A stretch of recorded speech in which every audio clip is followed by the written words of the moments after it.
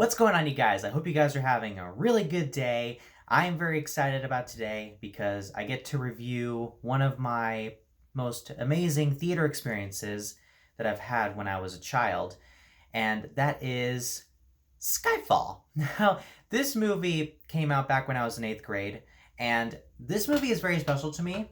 And a lot of people may wonder, how come you're not reviewing any of the previous James Bonds before this one? Because this was the first Bond film I ever saw. That's right. I didn't watch this until I was 14 years old when it came out in the theater. I remember all the hype surrounding it. There was a lot of talk going around about how great this movie was, how it was being nominated for a bunch of Oscars, including the score, which I think Adele sang a really good score for this film. It's one of my favorite Bond scores. It's also my mom's favorite. She loves it. And I remember my mom told me she was a fan of this franchise, and I asked her, "Is it really that good? Like how many films are before this one?" Because it seemed like a sequel to me, and I was told that there was probably around 20 films before it, and she wasn't lying. And it turns out there's up to 25 right now, if you include No Time to Die, which hopefully will come out soon. I was very excited to see this, and then my mom took me to the theater, and I was floored from the opening scene. Like this movie puts you into the action like that. There is nothing holding it back. This movie puts you into the scene. Daniel Craig as James Bond is amazing here. He's okay. This might be controversial to some people, or it may not be. But yeah. Feel free to comment if you want to below. Daniel Craig, to me, is the best James Bond we've gotten since Sean Connery, in my personal opinion, at least for right now, because I haven't seen all these films. I've seen about 10 or so of these movies. I haven't seen all 24, but hopefully I'll get into watching the rest of them soon. I have seen a couple of Pierce Brosnan ones. I've seen 4 Sean Connery ones, and right now that's basically where I sit right now. So Sean Connery and Daniel Craig are my top 2, and Daniel Craig is so far the best one we've gotten since Sean Connery. Now, this film basically revolves around how a mission goes wrong, which is the very beginning of the movie, which is awesome.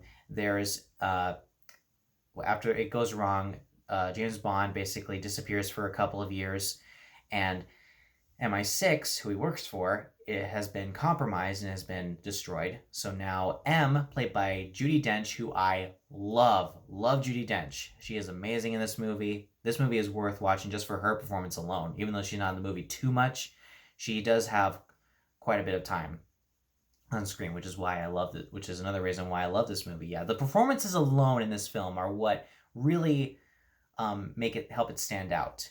And this film basically leads in, like, with the destruction of MI6, it's threatening to be overtaken by the Central Intelligence Agency, and it leads them to a lethal bad guy named Raul, played by Javier Bardem. Okay, I've been following Javier Bardem for a long time, since No Country for Old Men. No Country for Old Men is one of my favorite films out there, and this film further shows how great he is as an actor. And quite frankly, I actually do love the movie Mother that came out in 2017, which he was also great in my opinion. Yeah, so Javier Bardem, I feel like, needs to get more credit than he deserves.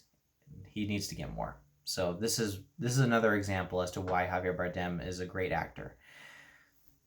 And then this movie then goes to Bond's childhood home, which is basically the title of the movie, which, you know, was a really huge surprise for me. This movie is full of surprises, and I would say this movie never drags. This is probably a perfect movie in my opinion.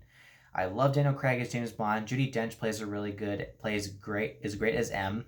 Javier Bardem is great as the bad guy, and even the action sequences in this movie, you're just thrown into it.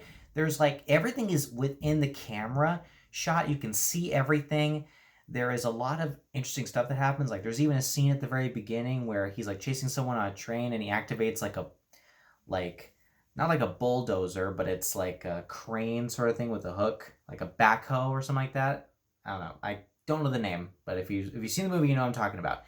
And he takes it and he basically grabs grabs the back of the car right off, and it's awesome. I love it. This movie did not go over the top.